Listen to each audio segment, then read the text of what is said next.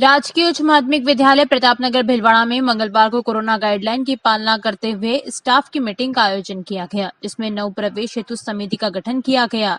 नामांकन वृद्धि एवं फील्ड कार्य हेतु दिशा निर्देश प्रदान किए गए। प्रधानाचार्य कल्पना शर्मा ने बताया कि विद्यालय में छात्र छात्रा एवं हिंदी अंग्रेजी मीडियम कक्षाओं में प्रवेश प्रारंभ हो गए हैं। साथ ही समस्त स्टाफ को पूर्व कक्षा के छात्र छात्राओं को आगामी कक्षा में प्रवेश हेतु उपस्थित रजिस्टर संधारण व ऐसा तथा क्रमोन्नति कार्य करने हेतु मार्गदर्शन प्रदान किया गया। समस्त कक्षाओं के नए व्हाट्सएप ग्रुप बनाए गए तथा कक्षा अध्यापकों द्वारा छात्र छात्राओं से दूरभाष पर बातचीत कर उनके हालचाल पूछकर कोरोना संबंधी जानकारी प्रदान की गई। साथ ही नवीन कक्षाओं में प्रवेश प्रारंभ हो गए हैं। समाजसेवी प्रकाश छाबड़ा ने बताया कि पूर्व में लगाए गए पौधों को बढ़ा देकर प्रसन्नता व्यक्त की। इस बार भी 500 पौधे लगाने का लक्ष्य रखा गया। प्रधानाचार्य कल्पना शर्मा ने छाबड़ा का मोमेंटो देकर सम्मानित किया।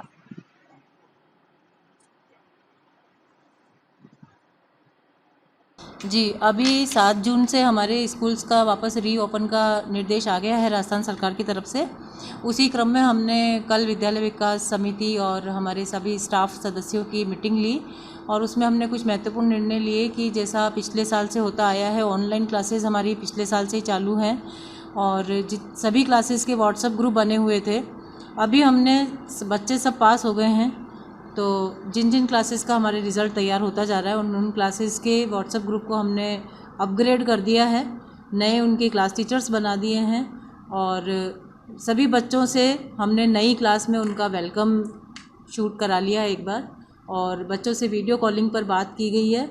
और इसके अलावा बच्चों की पढ़ाई के बारे में उनके हालचाल जानने के लिए 50% स्टाफ उनके घर तक जा रहा है और 50% स्टाफ जो विद्यालय में आ रहा है उनसे फ़ोन पर कंटिन्यू संपर्क में है। फिर हमारे लगभग 92% बच्चों के पास में मोबाइल अवेलेबल थे और उसमें हमने यूँ भी किया कि जैसे 4 बच्चे आसपास रहते हैं तो चारों बच्चों को कह दिया कि बेटा जिसके पास में भी स्मार्टफोन है, 4 में से मान लो एक के पास है, तो बाकी के 3 बच्चों ने उस बच्चे के घर बैठ कर के और उस मोबाइल के प्रयोग से अपना होमवर्क वगैरह किया है। हमने नवाचार के रूप में आदरणीय छाबड़ा जी भी आज हमारे यहाँ पधारे हैं इसी क्रम में और इस वर्ष हमने स्कूल के अंदर 500 पौधे लगाने का लक्ष्य लिया है।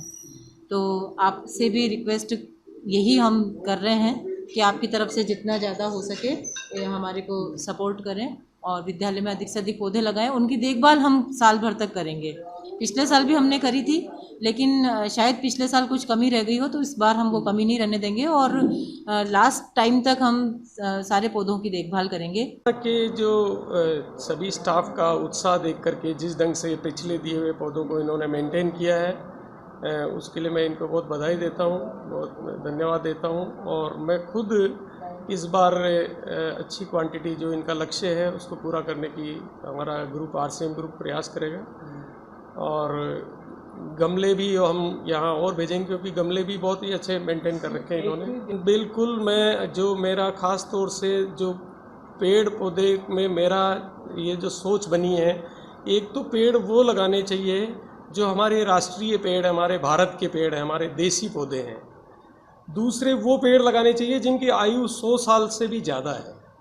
तो मैंने ऐसे पेड़ों का सिलेक्शन किया है जहाँ वो जगह देखता हूँ, क्योंकि उनका फैलाव देखना पड़ता है कि वो उतनी जगह उनके पास है या नहीं है।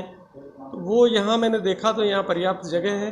तो हम लोग यहाँ बड़ है, पीपल है, गूलर है, पाकर है, अमलतास है, करंज है, मौलसरी है, ये पेड़ ही उपलब्ध कराएंगे। नीम भी इसमें रहेगा और कुछ औषधीय पेड़ भी मैं इस बार जोड़ना चाहूँगा, जिसमें कटहल है, अर्जुन है, मोरिंगा है जो आजकल बहुत बढ़िया चल रहा है। तो ये सब